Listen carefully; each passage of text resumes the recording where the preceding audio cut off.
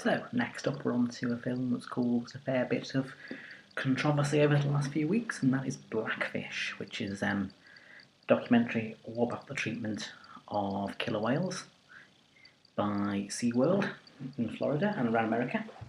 And in particular, it's looking at the case of Tilikum, who is a large male killer whale of incredible size who to date has now killed 3 separate people.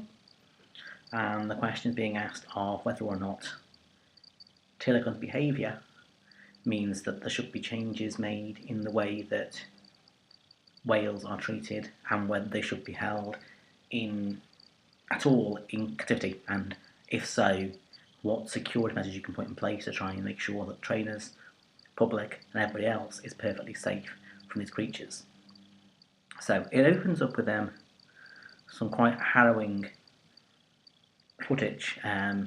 It begins with footage of the call that was made to the emergency services after Tilikum killed his 3rd victim, which was the experienced trainer Dawn Brancho. And it's quite harrowing in that the call explains that she's dead, but that the whale is refusing to give back her body. And it goes on from there to sort of explain a bit about the history of SeaWorld and how it was founded. And then there's some really, really shocking stuff in which they interview some former whale hunters who explain that their job used to be to go around the Washington Bay area and basically just drive calves from their mothers so they capture these young calves and sell them off to SeaWorld to be trained.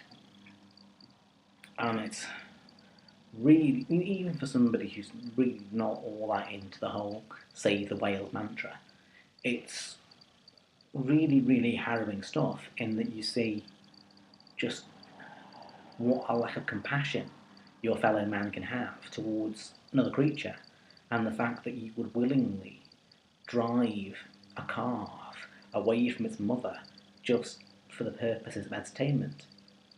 And I suppose ultimately, what else could they do? Because you cannot pull a full-grown killer whale and capture it. That's not possible. They have to capture them young and put them in captivity. And it sort of explains that they caught this young whale, Tilikum, which was sent to a marine park in Canada. And this Canadian marine park was pretty poorly run, and literally at night they just pushed the whales into effectively this small steel shed and kept them there in the dark all night long. And we learn that basically the females, who are usually in orca packs, the more dominant, literally used to attack Tilikum. And Tilikum, when he first arrived, was incredibly docile and could be trained very easily. And literally over the years he just got his skin and his flesh became so raked, and they'd come in every morning, let the whales out, and Tilikum would just be there in a pool of blood with all these rake marks down him.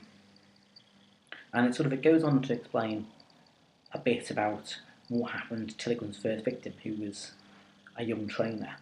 And they had an interview with people who were there on the day, and they explain how literally Tilikum just got hold of the trainer and orchestrated this attack between him and the 2 females. And it's how you saw them converging in the way that killer whales attack. And it's at this point you suddenly start to realise that as beautiful as these creatures are, they are also exceptionally good hunters, and they are lethal. And this is kind of what you have to learn about killer whales, is that they're not these cute, cuddly animals that SeaWorld tries to portray them as. They are, in fact, one of the most ruthless, deadly killers on the planet. And give them half a chance, they will have you. And that's what they do. They attack this trainer. And the talk from the bystanders who see it all is literally they had no choice. There was nothing they could do. Because, you're not going to take on a full-size killer whale. It's massive. It'll just take you out. There's nothing you can do. Once the whale has its victim, she's gone. And they talk about how occasionally the whale brought her back to the surface and she'd just scream out about not wanting to die and get pulled back down again. But unfortunately, once they've got her, there's nothing anyone could do. You weren't going to get it back off these whales.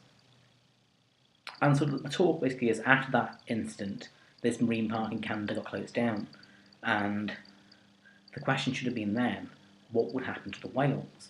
Because obviously, particularly Tilikum, is clearly now too dangerous, you would think, to put somewhere else. But in fact, because of his size, he was bought up by SeaWorld, who apparently the Canadian park was told that he was wanted purely in terms of reproduction.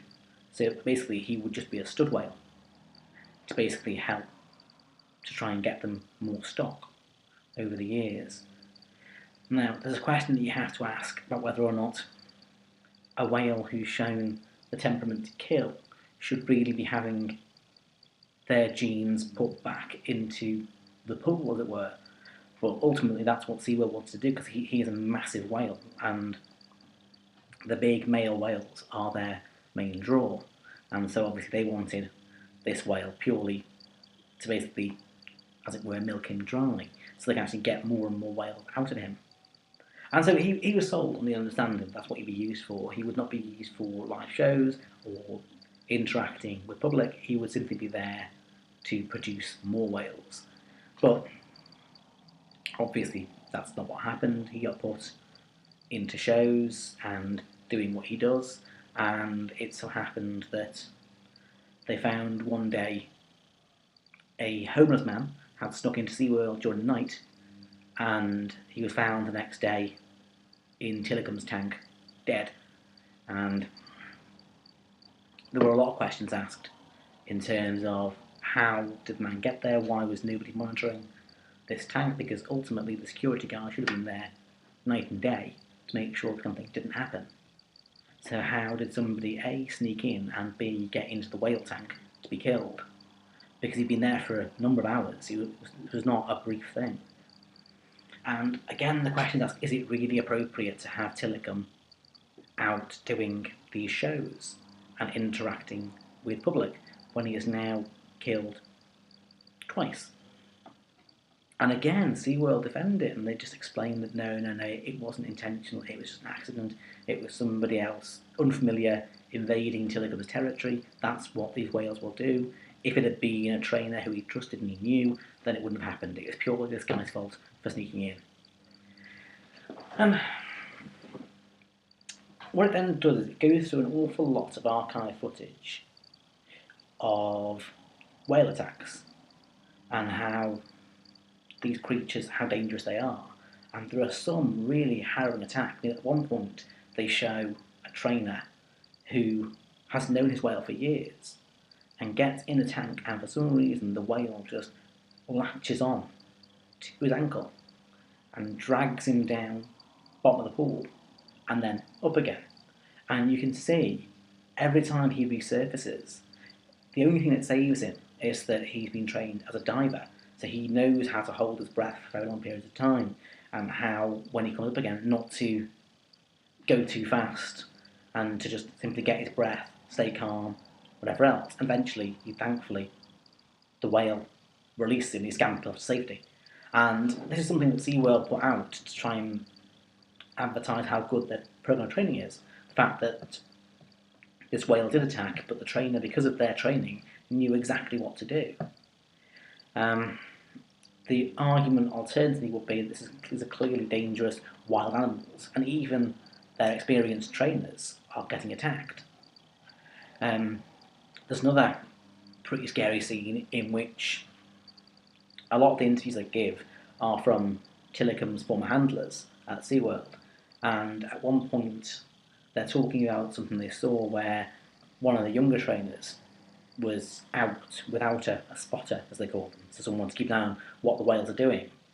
And one of them says he was walking past, he just saw her dipping her foot in the water and tapping it next to the whale's head. And he knew instantly what would have happened if you'd done that, because that's the temperament of the whale. It would have annoyed it, and the whale does grab hold of her, and again tries to drag her under. And it's purely some quick thinking from one of the handlers who opens a gate to the next pen, where they hold in a much larger whale. And because the gate opens, the whales naturally defer to the hierarchy, and therefore, if there's a kill, it has to go to the largest and most honoured person first, and so the trainer is released, because she can't have it, because that's not her meal to have, it belongs to the larger whale, so she can escape.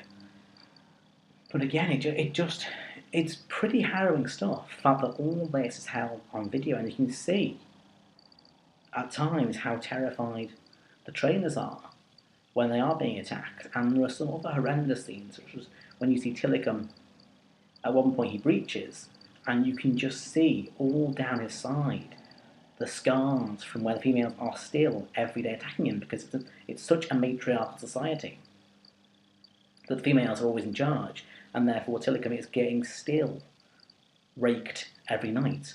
And the fact is that if they were in the ocean, the males usually stay quite far away by themselves, and they only come towards the pods for breeding. Whereas in captivity, these male whales are kept an awful lot closer in, and he can't escape. And naturally, the females are going to attack him because he shouldn't be there. There shouldn't be a male whale that close to them, apart from breeding time. And it goes on like this, and there's even more horrible stuff around SeaWorld separating mothers and calves, because obviously, ultimately, they're a business, and they have to move the calves away to where they'll be most profitable.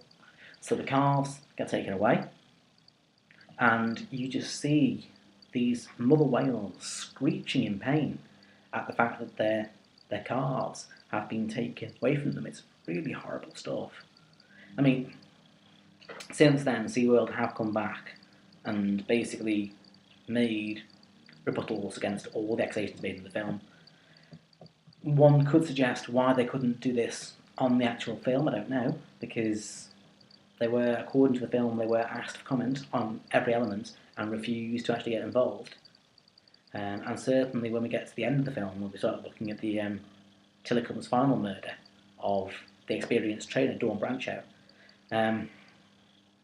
Again, after that happens, SeaWorld first of all suggests she slipped, but there was an awful lot of amateur footage being taken, which proves she did not slip.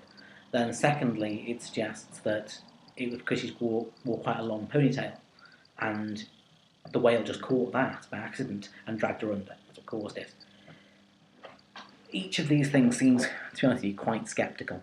The best interpretation that I can think of is the one that's given by the experts, who have gone over the footage again and again and again to explain that they think what it was that the way that the whales are reinforced is they're asked to do a trick. When they do the trick, whistle blows, do the trick, get a treat. That's how it works. And they think Tillicum may have just not heard a whistle, and therefore carried on doing his previous trick. And the fact was that he then didn't get a reward. In fact, he got punished because he hasn't done the trick right, even though as far as the whale is concerned, he has done it right. And it's perhaps just a combination of frustration, tiredness, overwork, not being treated, that has contributed to him lashing out. I mean, it's really up to you to make your own conclusions. It's certainly a film that I would definitely advise you go and see. It's one of those documentaries that really, even when you're not particularly interested in the subject itself, I think it's a bit like Senna in that respect. I went and watched that despite having no interest at all in Formula One, and found it really, really interesting watch. I think in the same here, I'm really not that into the whole whale thing, but watching it, you're intrigued because it's a fascinating story, and it's really a horrifying story. This is something that happens in a supposedly modern society, and a business is allowed to operate that does this. It's really horrendous. I think it may have worked better with somebody from SeaWorld actually on there, but obviously if they aren't going to get involved, all you can do is tell it from one side, and ultimately that makes for a slightly weaker documentary, but ultimately it's an incredibly powerful piece of filmmaking, and it's one of those things that I really would say, if you get a chance, do catch it, because it really is a properly interesting few hours of film about how we treat animals in captivity. And it really makes you think about the fact that these killer whales, who may look all cute, and you see them with the trainers, and they are very affectionate animals. They are very docile, very tame, and yet you have to understand that they are wild animals, and they are proper predators. And when you see them really hunt, they are lethal.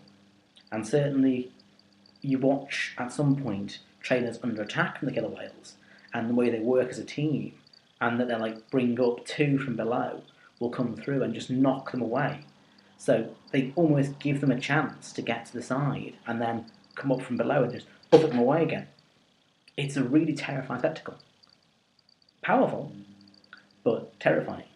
And it's transposed quite nicely with some footage of a seal on an ice floe. Everyone's seen this footage of the seal on the ice floe and the whales together as a pod jump together. They form a wave that knocks it over and knocks a seal into the water to eat it. But what makes it scarier than you watch that same behaviour being applied against humans? It is properly scary stuff. So I'd say if you get a chance, really do catch this film. It's called Blackfish, and definitely worth a watch. Cracking stuff. Pictures in.